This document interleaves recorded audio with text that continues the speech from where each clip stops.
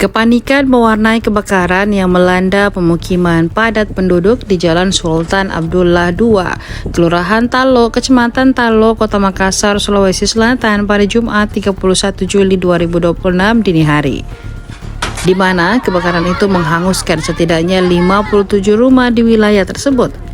Risna menjadi salah satu masyarakat yang terdampak dalam kebakaran hebat tersebut. Ia menceritakan detik-detik dirinya bersama keluarga menyelamatkan diri dari kobaran api yang melahap rumah mereka. Risma mengatakan kebakaran pertama kali terjadi di salah satu rumah warga di wilayah RT 04 sekitar pukul 1.00 waktu Indonesia Tengah dini hari. Kebakaran tersebut diduga disebabkan korsleting listrik. Api kemudian dengan cepat membesar dan merambat ke rumah-rumah warga di sekitarnya. Saat kebakaran terjadi, Risma bersama keluarganya sedang tertidur lelap. Mereka baru sadar setelah mendengar teriakan warga yang memberitahukan adanya kebakaran.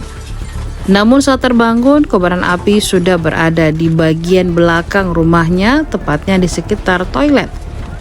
Dalam kondisi panik, Risma mengaku tidak sempat menyelamatkan barang-barang berharga miliknya. Api yang begitu cepat membesar membuat dirinya dan keluarga hanya bisa berusaha menyelamatkan diri. Bisa diceritakan kronologisnya dari awal pada saat kebakaran itu? Yang saya tahu saja Kak ya, yang kronologisnya itu terjadi kebakaran itu di rumah warga RT 4, katanya korsleting listrik. Iya, jam 1 terus sampai di rumah itu 1:30 sudah habis semua rumah, sampai jam 4.20 hangus semua. Hangus semua? Iya. Jadi memang tidak ada barang yang bisa diselamatkan? Tidak ada yang bisa diselamatkan. Hangus semua, habis Kak. Dan terus rencananya bantuan dari pemerintah sendiri gimana Kak? Yang kami Yang datang? ada berupa makanan, pakaian kayak dari warga-warga.